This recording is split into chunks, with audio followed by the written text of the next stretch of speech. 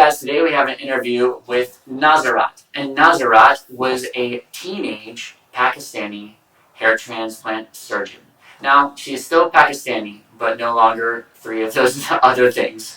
So, I wanted to ask Nazarat, because she is considered to be one of the best hair transplant surgeons in the world doing FUE, exactly how she started and what her story is. So, I found out she started as a teenager. It's pretty nuts. She's now living in the US and she's part of the Mcgrath medical team. So Nazarat, how did you start doing hair transplants as a 17-year-old?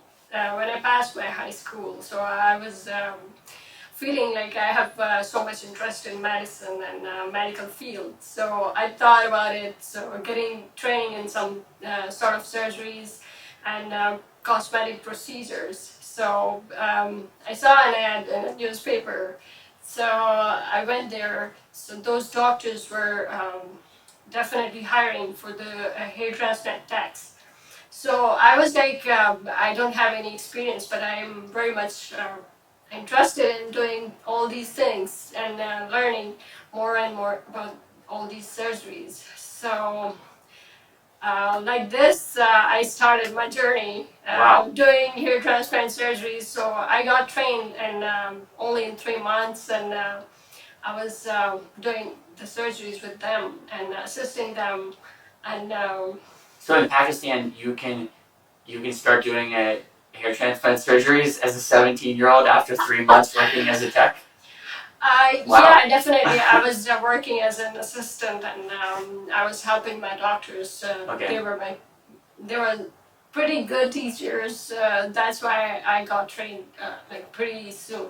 So we're going to show all throughout this video before and after pictures of patients that Nazarat worked on in Pakistan, and these were patients where she was the primary doctor on this surgery, doing extractions, placing grafts, and all this kind of stuff, just to show the level of work and the level of skill that she achieved. I mean, so you started at 17. Do you mind if I ask how old you are now? Yeah, I'm in my 30s. You're in your 30s. Okay, it's just, that's fair.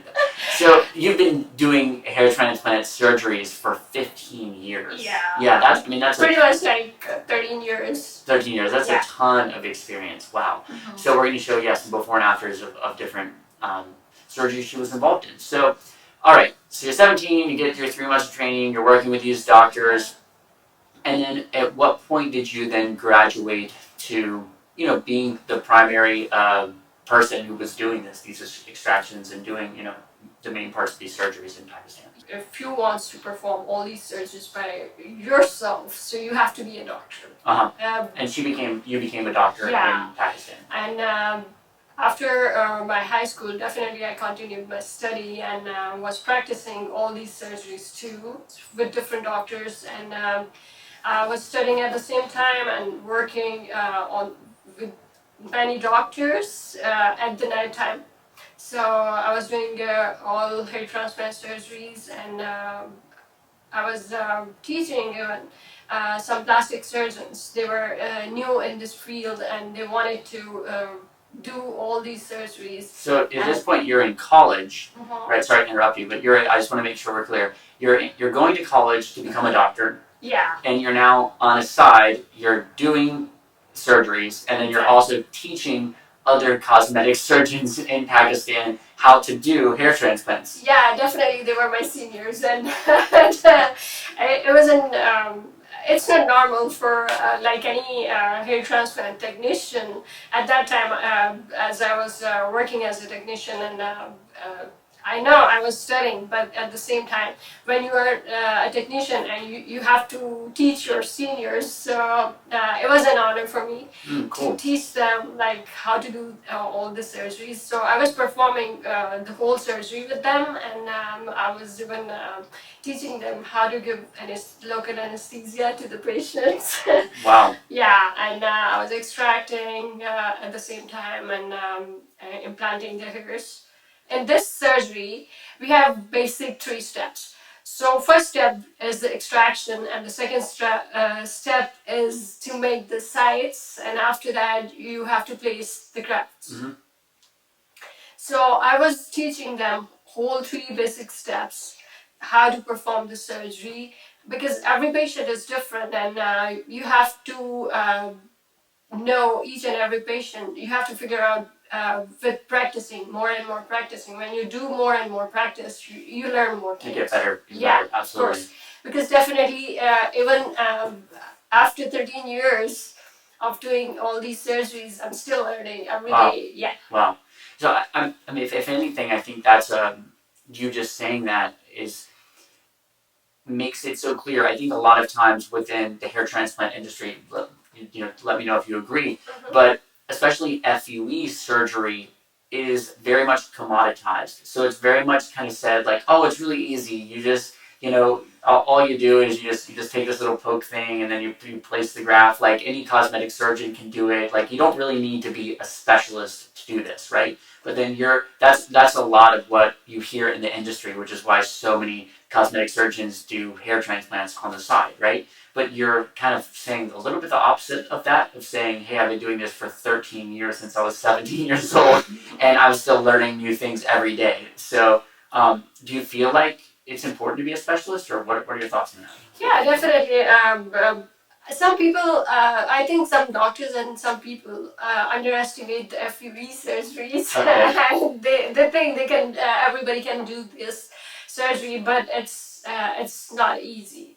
It's not easy to do. You have to learn all the technicalities of the surgery, and you have to have more practice, because it's a very delicate work, and definitely needs human touch. Yeah. So with the machines, it's different.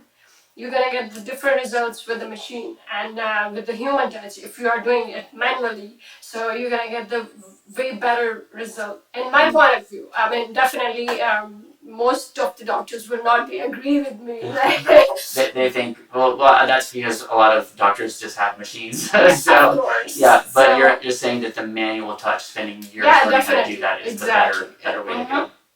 So definitely, because you can manage your hand according to your the way you are doing surgery when you are performing surgery on any patient. So you can figure out how fast you have to go, how slow you have to go, because everybody has different skin and different kind of blood pressures. So yeah. So how many years did you spend in Pakistan doing hair transplants? Actually, I started in 2007, and after that, till 2014, I was doing surgeries there, like 7 years. 7 years, okay. Yeah. Then you came to the U.S. for personal reasons. Yeah, because I wanted to study here in US. So Oh, okay, gotcha. How did you become part of Dr. Mcgrath's team here? He heard of you and your reputation, or how did that happen? I was working with different doctors in different cities in USA. So one day, Dr. Mcgrath's tech, she was working with me in Michigan because she was there to help the doctors there. So she saw my work, and she was like, "Oh, you're so fast." I was like, "Really? I am? Am I?" So she said, "Yeah, sure. What are you doing here? You have to be in Texas." I was like, "Okay, are you kidding me?" So at that time, I was like, maybe she was just saying. And she came back, and she talked with Dr. Mcgrath. And one day I got the call from Dr. Mcgrath, and even I didn't know about that about Dr. Mcgrath at that time. And he was like, "Okay, we want you there in Austin." And I was like, "Okay." So at that time I was in Memphis working with different doctors, and so when I got his call, so very next day, Steve booked my flight. Cool. And I was here next day, and I was doing surgery whole day, and he didn't say anything to me like whole day. He was just looking at me how I'm doing all this surgery with him, and how I was assisting him. So at the end of the surgery, I was asking him, "You didn't say anything. Whatever. You didn't like my work." He was like, I love your work and I want you here when you are moving here. I was like, oh my God, I didn't even think about that. So this was so fast. So I'm glad and feel lucky as well and honored Cool. to be a part of Dr. Mcgrath's team because he's an amazing boss and I learned so many things from him because definitely when you get so many different patients every day and you learn so many things not from the patients also but from the doctor as well. So I'm so lucky to have Dr. Mcgrath as my boss because definitely he's a good teacher as well. Interesting and in a way that he's very, very professional, but he never yell at me or any other tech because I have seen some doctors. They are very like aggressive and all, but Dr. Mcgrath, he's not that way at all. And definitely, we are so happy to work with him, and as I am, Cool. very happy. So you've been part of the Mcgrath medical team working as a tech here with Dr. Mcgrath for 3 years. Oh yes. And here in the U.S., because of the way that things transfer, you're not a doctor technically, Exactly. the way that you are in Pakistan, but here you can work as a tech. And so I think you're also planning on going and doing more studying at some point in the future here, Yeah, so that you can definitely. officially get your license here and all that kind of stuff, right? Of course. Pretty much sure about continuing my study here in USA to be something better Cool. than what I am right now. But Awesome. No, I think one of the things and reasons I wanted to interview Nazarat is I've seen her many times over the last few years, and she really has such an outgoing and like excited personality for learning. Like I can tell every time I see you, every time I see you walking around, between surgeries, you're always excited about the next opportunity to get even better at what you do. And so I think that's just super, super cool. And like you're a bit unique like that with and you even said to me over lunch just a little earlier, you said that your favorite thing in the world is being part of the hair transplant process. Of course, you love it. I love my work, and I think so in the whole world, I prefer my work first, and then my family. I'm sorry. I'm sorry if anybody is listening from my family. But you love your work. That's awesome. Yeah, definitely. And they know very well, like I prefer my work. So that's why my parents allow me to come to all the way US from Pakistan because it's definitely a big deal for Pakistani parents to send their, daughter this far.